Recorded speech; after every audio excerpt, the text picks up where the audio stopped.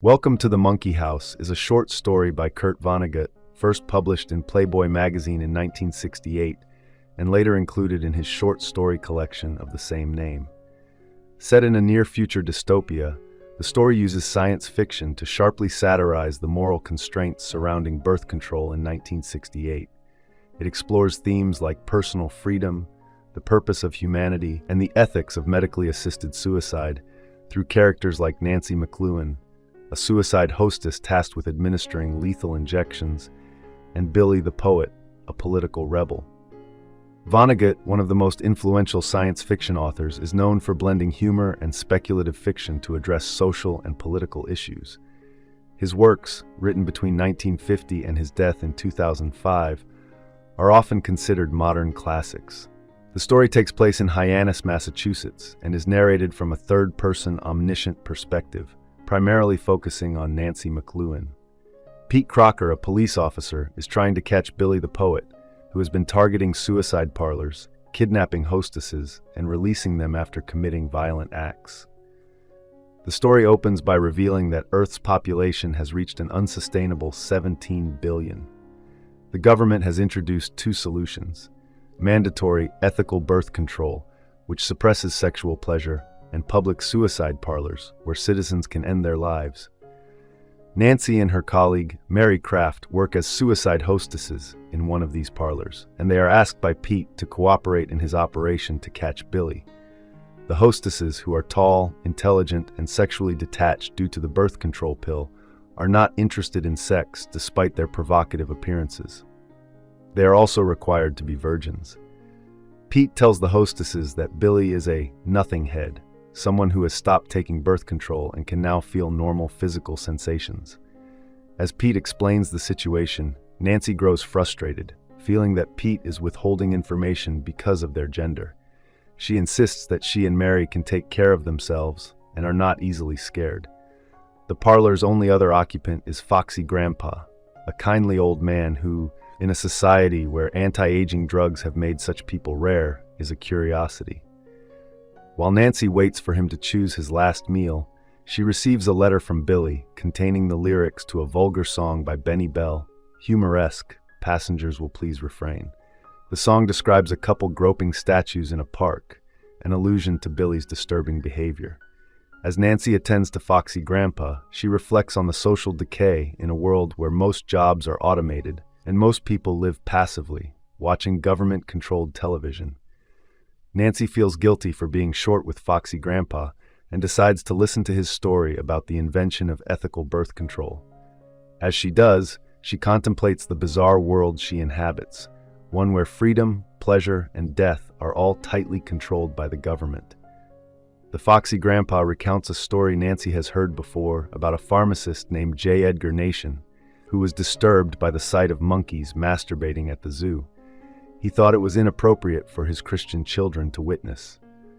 While other scientists saw the need for population control, moralists feared that if sex was reduced to mere physical pleasure, society would collapse.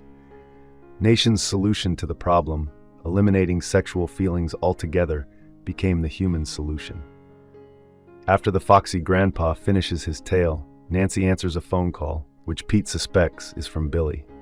The police trace the call, and Pete, eager to catch Billy, leaves with Mary, who is thrilled at the prospect of seeing Billy arrested.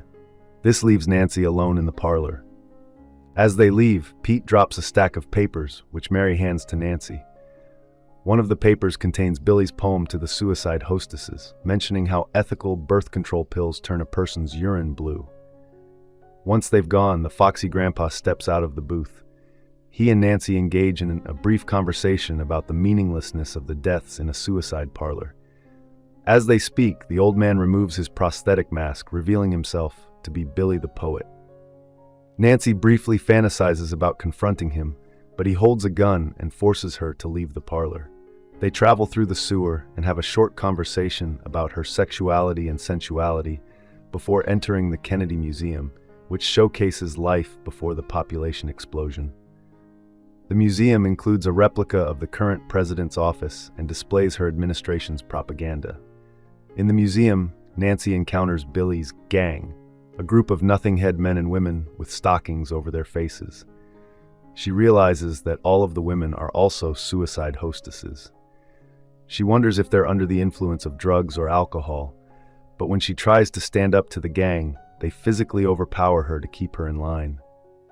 The gang breaks into a replica of a servant's room where the women give Nancy an injection. Nancy assumes it will sedate her, but it turns out to be a truth serum.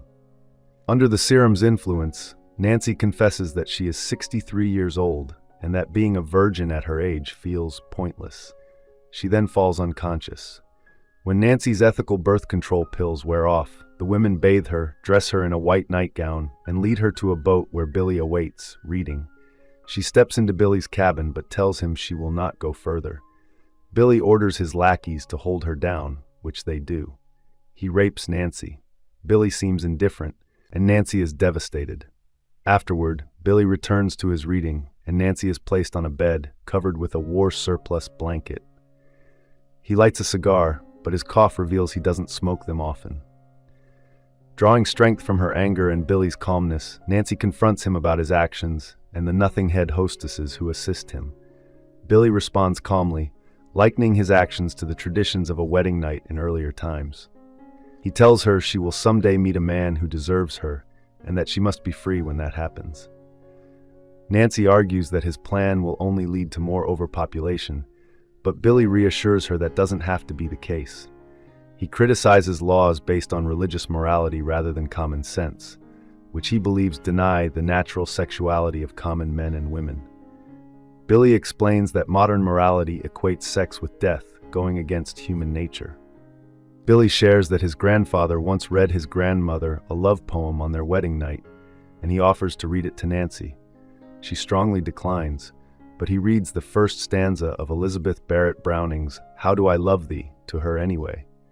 He places a bottle of modern birth control on the book, explains its purpose, and then leaves. Thank you for watching. If you enjoy this video, leave a like and subscribe.